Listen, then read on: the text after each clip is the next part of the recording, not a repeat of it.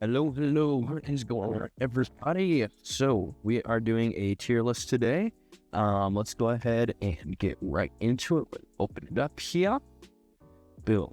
We got a tier list today. And, let me adjust this a little so I can try to get the ads a little bit more out of the way. There we go. Get some of that jank out of here. Weird ads. There we go. Okay. Maybe okay. So we got our tier list here. That looks good. And let's move this guy to the bottom here. All right, we got all the champs. All right, as you can see to the left side of my face here, all the champs of 2025. We're gonna go ahead and start from the lowest weight class, move all the way up, and then we'll do the women's. And yeah, we're just gonna give a tier list, a little bit of ranking. More so just like based off kind of performance and hype and like who's coming out with the most stock in 2025 and kind of like who did the best. Yeah, let me know what you guys think about this. And I plan on doing one for actually every single weight class. I'm gonna make a tier list for every single weight class is what I'm gonna do. Yeah, and I'm gonna make a tier list based on basically again their stock, how well they did this year. You know, basically just how much aura they gained, all those little classifications and stuff. Anyways, let's go ahead and get started with Joshua Van. Now, I got to give Joshua Van an F. That was an absolute stinker, unfortunately. I really like Joshua Van. I really do. I was hoping that he would have a spectacular win over Pantoja. Have some sort of crazy combo against him and knock him out or something, or just, I don't know, just something better than what we got. An arm break is not a great way to become champion. Did he cause it? Yes. You know, at the end of the day, is this good for him? Yes. But fan perspective wise and just like champ status wise, that is not how you want to get a championship. That's why he's an F tier. Hey, if he keeps that title next year and gets some crazy wins, beats Pantoja, you can launch him up a couple rankings. But yeah, he's gonna be an F tier right now as far as for this year goes. Next, moving on to Petr Yan, we got to put him in S tier, man. S tier. All right. He's coming off of multiple wins, beating lots of brass at 135, and not to mention he beat Merab. Okay, and a really good performance, and a dominating performance. He figured out Merab. Not many bantamweights have been able to do that. That's why Merab has been on this crazy fucking run.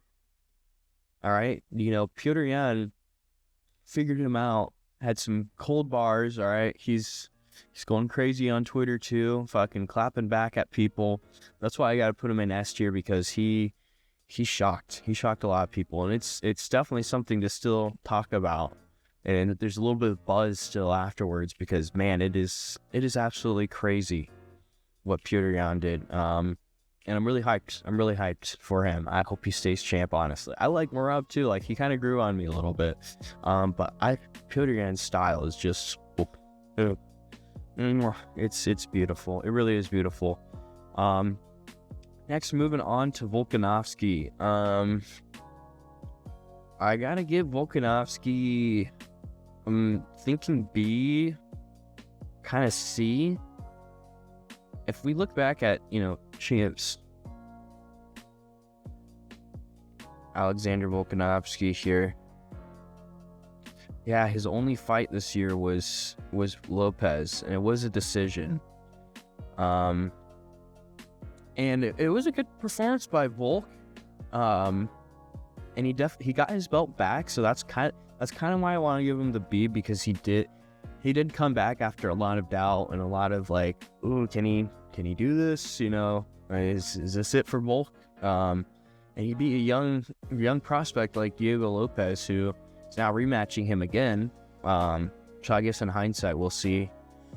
Maybe it was a fluke on Diego Lopez tonight. Maybe he was injured or something like that. I'm just not 100% there. But he did have a pretty decently competitive fight with Volk. But he only fought one time this year, which really sucks. I'm really sad he only fought one time this year in April 12th. That's not enough, unfortunately. So, although he did get it back, and I love Volk, I think oof. I'm gonna put I'll keep him at B for now. If I might change my mind later though. Anyways, moving on. Ilia Topuria. I'm gonna put him in A. If we look at his past couple fights, I mean, he's been going on a generational run as well. Undefeated. Again, though, only one fight, so he's definitely above Volk, though. He's definitely above Volk, especially the way he did it. Knockout of the year contender for sure. Against Charles Oliveira, who's never been done that dirty before. I mean, not dirty, but like never slept like that before. Like, holy shit, he put him out. In a really impressive performance, a really hyped performance. And in that gained Ilia Topuria a lot of star power.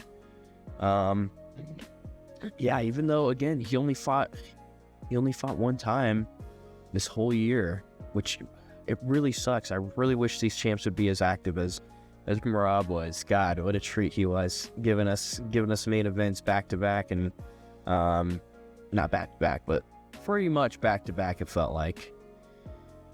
Yeah, we're gonna still keep him with an A tier, especially because the way he beat Oliveira too just brought up a lot of like comparisons to him fighting Makhachev and all sorts of things like that. So as far as star power goes and points go, he is ending with an A tier. Gotta be honest though, with the recent reputation damage, it might bring him down a little bit. Might bring him down just a little bit next year, especially if he's not able to fight for a while.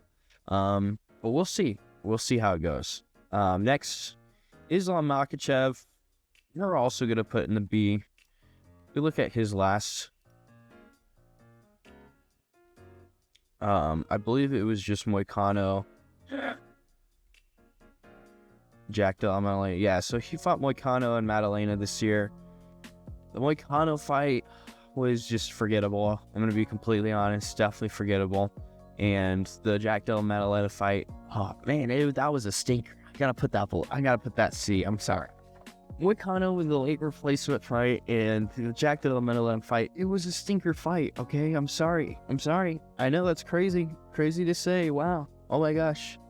This guy's crazy. I don't know what he's saying. But yeah, no, that JDM fight was a stinker fight. Islam's had good performances before. Moicano one, again, is just like, it's forgettable, man. He was on 1 day notice. I can't to count it as a title defense, honestly, it's kind of crazy a little bit because Moicano, I'm sorry, I love Moicano, but he was way out of his league there when it came to Islam. Should have been Arman Sarukian. If he would have beat Arman Sarukian and JDM, Islam, you're gonna get bumped up to A. But that JDM performance, man, that was such a stinker. To become double champ though, maybe I think I'll move him up to B. I think I will, because taking that into effect, getting the second belt is really big and definitely is worthy enough to, I think, get up to B. But that Jack Della Maddalena performance, that was like a C+, but maybe I'll put him and I'll switch him and Volk up. I'll put Volk above Islam right now. Khamzat Chimaev, again, with our only one fight a year type of situation. Yeah, he fought Duplessis, and that was a stinker fight. Really stinker fight. I'm gonna have to put him at, I'm gonna put him at D tier, honestly, because of how stinker of a fight it was. Not much happened. He did become champ, and he definitely had a lot of hype around him. There's definitely a lot more hype going into his next fight, but it's like, I don't know, that fight was such a stinker in my opinion. It's not how you want to, again, not how you want to become a champ kind of fight. Same thing with, Joshua Van's was an accident, but Islam's and Khamzat's performances, man, were just really big stinker fights. I put Islam again at B because he did become double champ. He did get that extra status of getting 2 titles, even if they're not at the same time. Come on, pretty much is. But Islam got the second title. Khamzat Chimaev just won a really boring decision. Just really boring, really crappy, really stale. Yeah, not too much else to say about that, honestly. But anyways, moving on to Alex Pereira. S tier. And then we're going to look at the activity on this, because his activity, too, has been pretty freaking good. Did he only fight? No, he fought twice. Fought twice this year. Damn, that's really good. And it was both to Ankalaev. Not the greatest performance against Ankalaev the first time, although it was competitive. It was definitely competitive, but Ankalaev got the edge on him. But then, man, Pereira came back and just completely shocked up the world. I mean, whenever this guy gets a knockout as champion, it's just a beautiful, immaculate thing. And yeah, no, he got that championship back in a great way against a hard matchup, against one of the worst matchups a lot of people had for him. And I mean, the only thing that's left in the division now is a lot of strikers, and I think he's gonna fight what's his face? I'm blanking on it, even though I haven't said Jagger, Black Jagger is his nickname. How can I forget about him? He's literally the 3 in light heavyweight.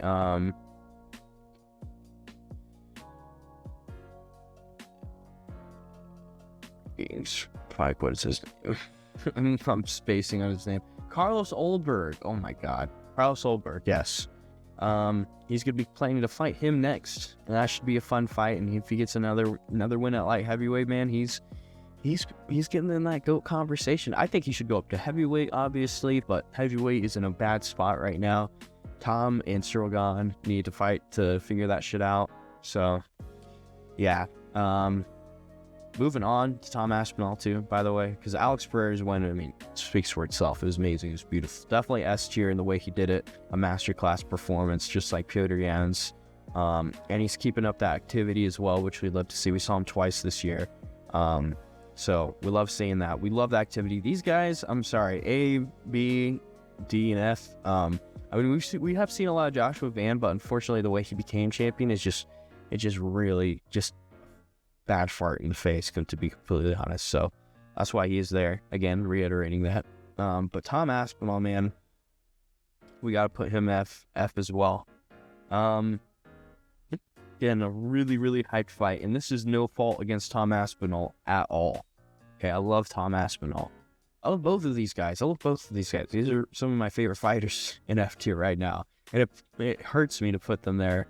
But unfortunately, just Tom Aspinall, unfortunately, and it's not Tom Aspinall's fault that she's not active. It's fucking John Jones and the shitty heavyweight division and these fucking pussies at heavyweight and shit that don't want to fight.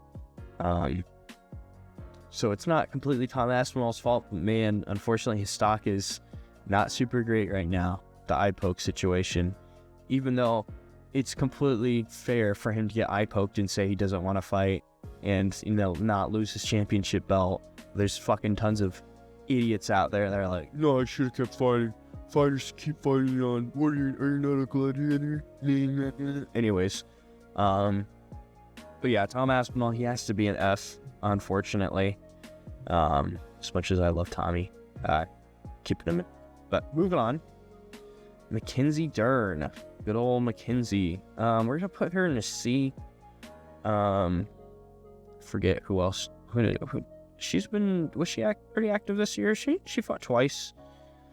She beat Ribas with a submission and Jandiroba by decision. Kind of an uneventful. I'm putting her in a C because I almost want to put her in D, honestly. But for a woman's fighter, at least people are gonna like looking at her. People are definitely gonna want to watch her, even if they don't want to watch her fight. Sorry, that's just the honest truth. That's how I don't make this how it is, but people want to watch Mackenzie Dern more than just for fighting. I'll be completely honest with you, but her stock is definitely got a nice little boost from that belt. Although a lot of people are kind of just like, well, Zhang Weili's gonna come back and win it. But overall, a great year for Mackenzie Dern. Definitely give her a C. The fight against Jandiroba was definitely lackluster, but she's been active this year. She's got the belt now, And yeah, we got a fight. Looking forward to Zhang Weili. That's also something I take into account with this tier list right here, is who are we excited next to see these guys fight and stuff like that. Even though Joshua Van and Tom Aspinall, we are looking forward to all their next fights, but they just had such stink performances, it brings them down here. But anyways, moving on, Mackenzie Dern C tier, Valentina Shevchenko. I want to put her in D. Yeah, I'm going to put her right here in D. When we look at Valentina, she has been active this year, but for the accolades that she has and stuff, her performances have just not been really great or memorable at all. She has been winning and it's definitely doing her thing, but at the same time, it's just, I don't know, man. I don't feel like people are really watching Valentina that much. People still love her and everything like that, but it's like, do we really though? Do we really like her fights that much? I mean, her fights have been really close. Even though she's been getting unanimous decisions, it feels like she could be doing a lot more to trying to finish the fight. She plays things really safe. So yeah, I don't know. Keeping her in D tier. Obviously, she didn't have absolute stink performances, but the performances she had this year are very forgettable. And unfortunately, that kind of gonna fade into obscurity. But that's Valentina's 2025. Maybe she can have a great 2026. Maybe we can turn this around. I'll be making another one next year, of course, and we'll probably see a lot of new faces on here. But anyways, moving on to Miss Muscle Man over here. I do got to see something quick because I know this is bad. I'm trying to remember. She fought 2025. No, she only fought once in 2025, and it was against Pena, and it was a round 2 submission. I'm gonna put her in B. I'm not gonna put her. Switch these two. There we go. I'm gonna put her in like B, like a B minus. Good performance against Juliana Pena, but it's Juliana Pena, at the end of the day, and Juliana Pena she's all right. I know she beat Amanda Nunes one time. God, that fight is just such a fluke fight. Let's not pretend like that fight never happened and Amanda Nunes won that fight. Pretty much that's what people, Amanda Nunes came back and beat Pena again, and unfortunately for Pena, that fight just really doesn't seem to matter that she beat Juliana Pena, that she beat Amanda Nunes that one time. But yeah, no, Kayla Harrison definitely is gonna have some hype going into the Amanda Nunes fight. It's 2 American top team fighters, one left. There should be maybe a little bit of heat there. Maybe a little storyline out of that. But she has been pretty dominant in a lot of her fights. Her grappling has been pretty good. She definitely tries to be somewhat entertaining and trying to slam and, do some ground and pound and stuff. And her fight against Pena was definitely how it should be. She dominated her. She beat her, ground and pounded her. I believe, she did submit her. So, yeah, not too bad for Juliana Pena. Give her a B minus. I'd love to see, again, a lot of these fighters just be way more active, fighting one time a year. She fought twice, one time a year. Isn't his fault, but one time a year. A lot of these other fighters have fought at least 2 to 3 times a year, and I want to see a lot more activity out of these champs and stuff going into next year. Hopefully we can see at least 2 to 3 fights out of these guys. I'm praying we at least get 2 fights out of Ilya this next year. Please. We just need 2 fights out of Ilya. Hopefully like 2 or 3 out of Islam. I know he only fights like twice a year. Hopefully we get 2 out of Volk, but next fight I'm thinking he's gonna lose, to be completely honest. Definitely need more fights out of Khamzat Chimaev, 100%. He needs to be fighting 2 to 3 times a year, especially with how quick some of his fights are and how dominant he is. He should be fighting a lot sooner. Joshua Van, when you get him back in there ASAP, same thing with Tom Aspinall, get him back in there as soon as possible. But yeah, that is my tier list for the champs of 2025.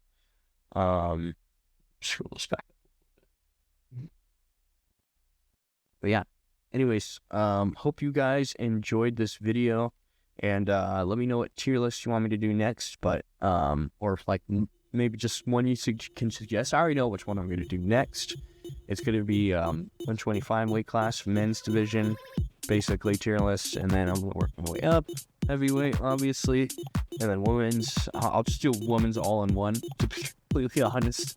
All their weight classes in one, but yeah, that is the video. Thank you so much for watching. Have a great day.